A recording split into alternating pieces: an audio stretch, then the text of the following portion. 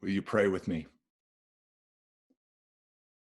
Gracious God, may the words of my mouth and the meditations of our hearts together be acceptable in your sight. O God, our strength and our Redeemer. Amen. Jesus was in need of renewal. He had been giving himself completely to the people for more days than he could count, and now it was time to be alone with the ultimate source of his life. His followers could go on ahead. He would catch up. They wouldn't want to go, of course, but this was important. He would insist. Maybe this time they would learn to see past the moment and avoid falling victim to their fears. The waves were crashing, the wind was howling, the sea was threatening to overwhelm them, and Jesus was nowhere to be found. He was the one who had sent them out there in the first place, and now he had abandoned them. It was dark, and they were exhausted, and fear was nagging at the edges of their souls. This was not how things were supposed to work out. He might have wished there had been more time, but it would have to be enough. His presence was needed among them once again. The world was knocking them down, and they kept forgetting to notice anything beyond what they could see in that instant. When would they remember that they were never far from his care? It was ironic that the connection with God, which he sought for himself, was precisely what they needed as well. But for now, they were frightened and in need of another reminder. The storm was powerful and overwhelming, but at least it was familiar. They could keep their fear in check because they knew what they faced. But now, in the midst of the chaos, came something new and unexpected, and thus much more frightening. It was exactly what they had been crying for, but their fear gave testimony to the truth of just how little they had actually expected it. Even as he came to them in their time of need, they could not recognize him for who he was. Fear can be such a powerful enemy. Why was it, he wondered, that every time God shows up, in any form more obvious than the slightest glimmer, the first thing that must be said is, do not be afraid.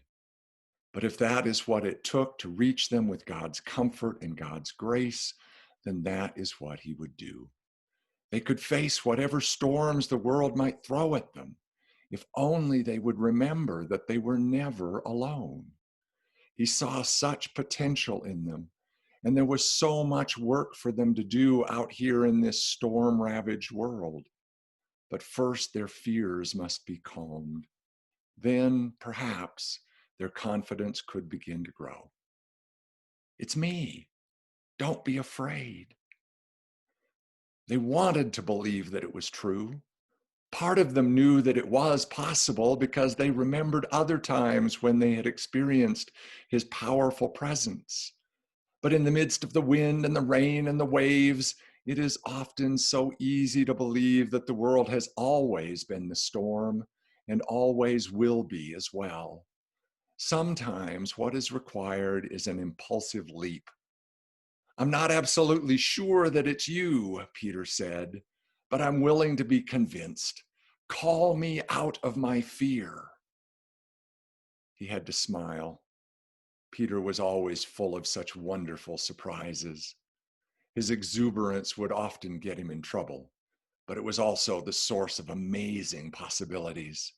It was a quality that would take him far. All of them could use a healthy dose of such enthusiasm.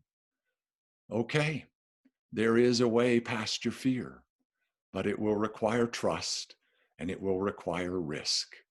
If you want to follow me, then get out of the boat. To do my work in the world means trusting me to be with you, even in the storm. The waves and the wind and the sea were still there, but suddenly they didn't seem as frightening. He remembered to notice that he wasn't alone.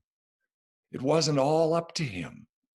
Whenever he saw Jesus, the way he was seeing Jesus in that moment, anything was possible. Before the others could even ask him what he thought he was doing, he was stepping beyond the safety of the familiar out into the great unknown storm. His focus was fixed on the one he knew was with him in this and every moment. And because he knew that Jesus was with him, he could even dare to believe that God was with him. He took another step out into the storm. This was good. They might actually be able to accomplish something powerful in the world. The trust he saw in Peter's eyes warmed his heart. It was more than just talk. He was actually able to look past his fear and take a step beyond the safety of the familiar. There was hope. First one step, then another. He was doing what he said he would do. Jesus had called him and he was following. But then he got distracted. The waves were lapping at his feet and up around his legs. The wind was blowing in his face. And suddenly he was more aware of the storm than he was of the one standing in front of him. In that moment, the chaos and the fear came crashing back in on him, and he began to sink. What in the world had he been thinking? It was all too overwhelming for him to face alone. He was lost. This was the hardest part for him, hoping that this would be the time when they remembered to trust and watching as they once again allowed their fear to blind them to the reality that they were neither lost nor alone. They were each so precious. Why would they ever think that they would be abandoned? And then, even as the storm seemed about to win, a ray of hope came shining through. He remembered that he was not alone. In desperation, he cried out, "I can't do this by myself. Help me." That was all it took.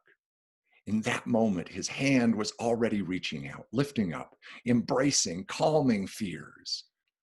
"You almost had it that time," he said gently. "Maybe next time you'll remember to keep your eyes on me instead of on the storm."